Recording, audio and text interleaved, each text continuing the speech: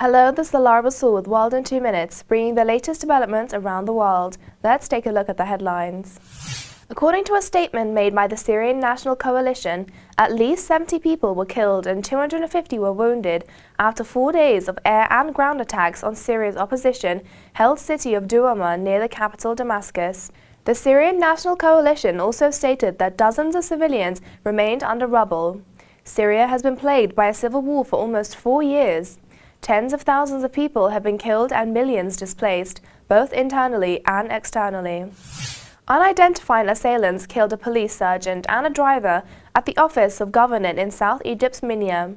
Masked men on a motorbike opened fire on the police sergeant in Minya's Nile Corniche Street, killing him and a driver who happened to be in the area where the shooting took place. The vicinity was immediately sealed off to identify the catch and the perpetrators. US announced more sanctions against Russia on Friday to deter Russian aggression in Ukraine in particular, and Eastern Europe in general. The sanctions are expected to impact oil and defense industries and further limit the access of major Russian banks to US debt and equity markets.